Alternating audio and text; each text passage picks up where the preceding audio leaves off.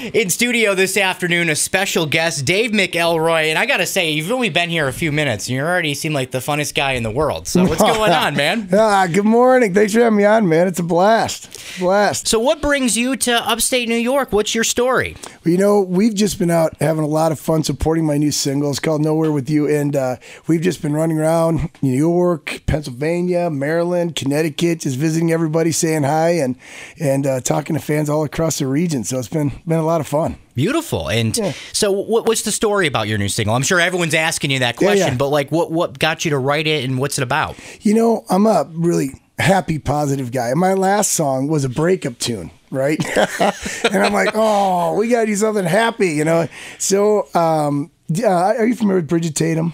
A little bit. Yeah, so for your fans, Bridget's the one that wrote She's Country for Jason Aldean. She's written a bunch of #1s. And she's, you know, she's more behind the scenes, so it's not anything that pops up. But Bridget and I locked down in a cabin for about 6 days, and just wrote and wrote and wrote.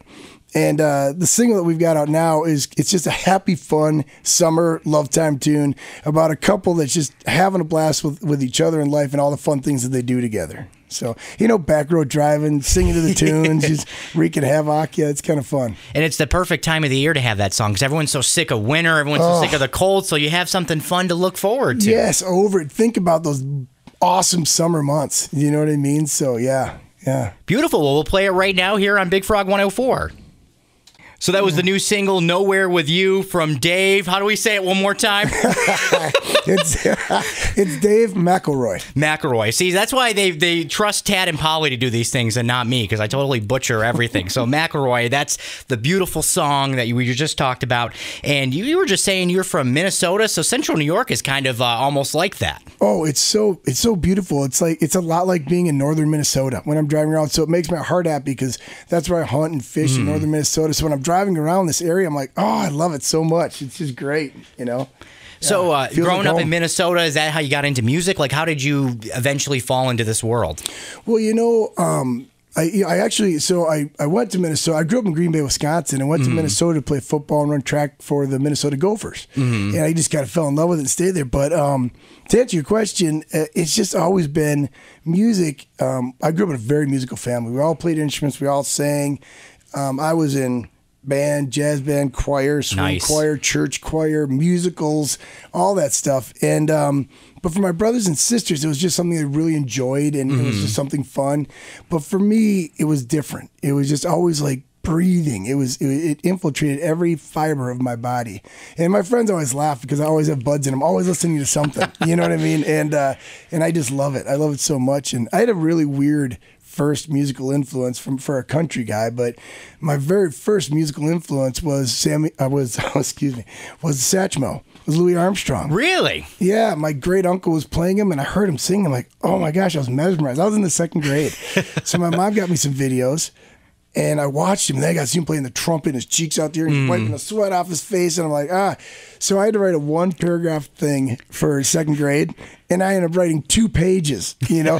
My teacher's like, oh my gosh. So I definitely got the gold star that day, you know. Yeah, it's like a little overachiever, but it was, that was my very first musical influence. I was just so moved by the way he sang and the way he played. And you know, of course, country was part of my life all the way through. I mean, I'll tell you that story if you want to hear it, but yeah.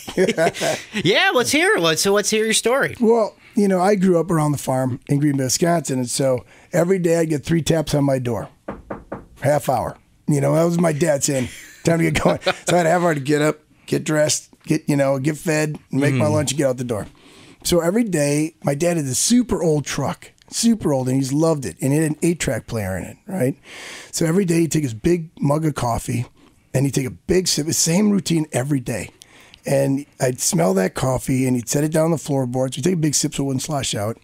And then he'd put in one of the greats in the 8-track player, like Loretta or somebody. And so every day we just drive quietly. And it's one of the most long-lasting memories I have is smelling that coffee and listening to these greats. And I started working with my dad dang near full-time by the time I was 9. You know, we just grew up that way, you know. So, yeah, that's how country started to take root in my soul, you know. I get to hang around, like Seth Rausch. He's a New York boy. He's from up here. And Seth is Keith Urban's drummer, right? And he's one of my best friends. And he goes so hard in the drums, but he's so soft. he never loses any feel, even when he's going hard, you know. And then, or like, you know, other people like Trey Hill or these, you know, all these guys are friends of mine, and not to be name dropping, but you know, but like they like Trey's on his guitar, and all of a sudden he hits a sweet chord, and like, oh, it just gets you right in the heart, you know. And you're like, and I get to be around that all the time. I get to listen to these fantastic players just move you, you know what I mean? And every one of those guys are the most genuine, sweet, humble guys you've met. The truly great ones that I've met are so humble. It's unbelievable. It's really cool. Like really, really cool. It's my favorite part of Nashville. Perfect. You know? Yeah.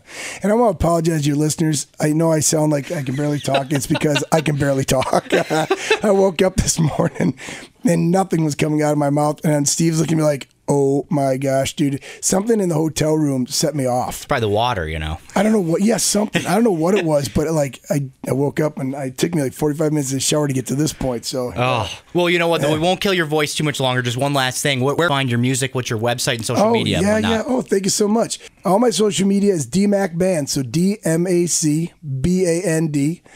You can find my stuff on iTunes, Spotify. I've got a Pandora channel. It's on Amazon, Google, anywhere, you know, that's out there. You can catch it throwing darts on iTunes at the bar, your local bar, your favorite dive bar, which are the greatest places to be. And my website is DaveMcElroy.com. So it's DaveMcElroy.com.